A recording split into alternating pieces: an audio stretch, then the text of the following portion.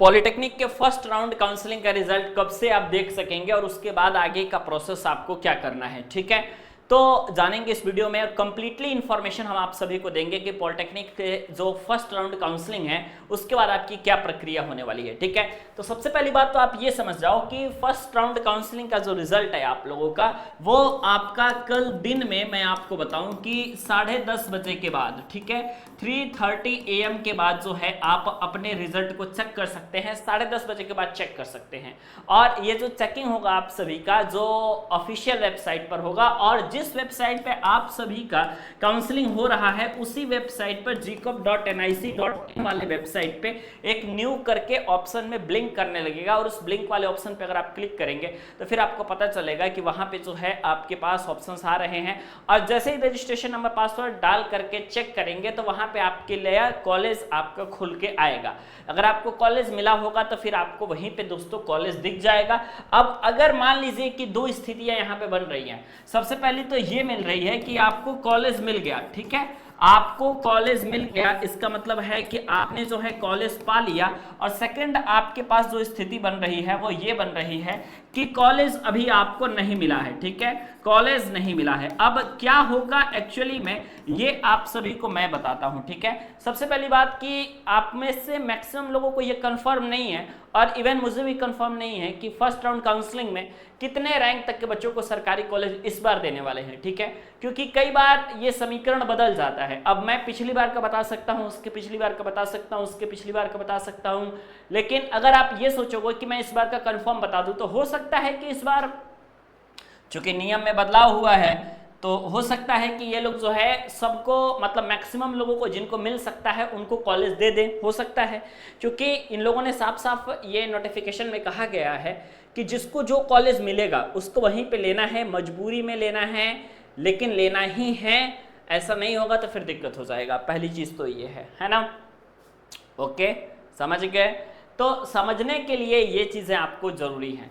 अब जैसे कि देखो, मान लो कि आपको जो है गोंडा में कॉलेज मिल जाता है, ठीक है, मान के चलो कि आपको गोंडा में है एक कॉलेज मिल जाता है और उस कॉलेज में आपको जो ब्रांच है वो भी मिल जाती है और ब्रांच आपके पास मैकेनिकल इंजीनियरिंग मिल जाता है। अब आपके पास कोई सेकंड ऑप्शन नहीं रहता है कि हम कॉलेज नहीं लेंगे।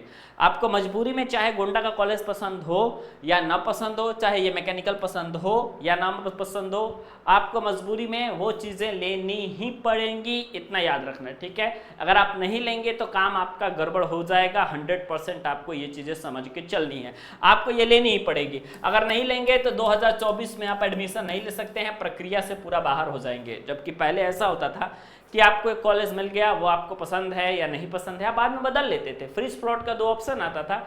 फ्रीज का मतलब होता था कि आपने जो है वहाँ पे एडमिशन लेना है और फ्रीज में एडमिशन आपको लेना है और ले करके वहाँ पे जो है आपको पढ़ाई करनी है, ठीक है। फ्लॉट का ऑप्शन होता था कि आपको वहाँ पे एडमिशन नहीं लेना है, आपको किसी दूसरी जगह एडमिशन लेना है, तो फ्लॉट कर देते थे। फायदा ये रहता था कि फ्लॉट में पुराना वाला कॉलेज आपके पास रिजर्व रहता था, लेकिन उसके बाद जो है वो नया कॉलेज आपको मिल जाता था, ठीक है। लेकिन अब ऐसा बंद है, जो कॉलेज एक बार में मिल गया है उसमें आपको एडमिशन लेना ही है, नहीं लेंगे बाहर हो जाएंगे, ठीक है। तो अगर मान लीजिए कॉलेज नहीं मिला तो आप चले जाएंगे डायरेक्ट सेकंड राउंड में, ठीक है, बिना किसी से पूछे सेकंड राउंड में जाएंगे और सेकंड राउंड की चॉइस फिलिंग करेंगे, ठीक है। कंप्लीटली समझ में आ गया। अब आपको जो है ये समझना है कि कॉलेज मिल गया तो क्या करना है। कॉलेज मिल गया तो आपको अपना रिजल्ट को डाउनलोड कर लेना है। कॉलेज की लिस्ट जिसमें होगी उसको आप डाउनलोड कर लीजिएगा। डाउनलोड करने के बाद क्या होगा, इसको डाउनलोड कर लेंगे और आप सीधे तौर पे पहुंच जाएंगे डॉक्यूमेंट वेरिफिकेशन कराने, ठीक है।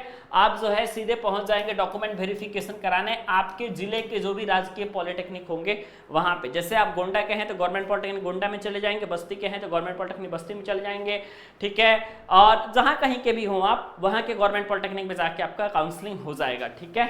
तो सॉरी, डॉक्यूमेंट वेरिफिकेशन हो जाएगा। डॉक्यूमेंट वेरिफिकेशन होने के बाद 250 रुपए के रजिस्ट्रेशन और 3000 रुपए सीट एक्सेप्टेशन फीस आपकी जमा हो जाएगी और उसके बाद जो है आपका बाकी फीस जो है आपका उसके बाद जमा हो जाएगा, आपका एडमिशन हो जाएगा और कोई दिक्कत नहीं है, ठीक है। लेकिन डॉक्यूमेंट वेरिफिकेशन जो है रिजल्ट में, काउंसलिंग रिजल्ट में आपको रिजल्ट आने के बाद अगर आपको कॉलेज मिल जाएगा तब कराना है, उसके पहले आपका नहीं होगा। पहली चीज तो आपको ये समझ लेना है। जैसे काफी लोग ये कहते हैं कि 250 रुपए कब कट रहा है सर, काउंसलिंग के समय तो ये कटा नहीं, तो 250 कटेगा। भैया जब 250 तब कटेगा जब कॉलेज मिलेगा, कॉलेज नहीं मिलेगा बेटा तो 250 आपका नहीं कटेगा, ठीक है।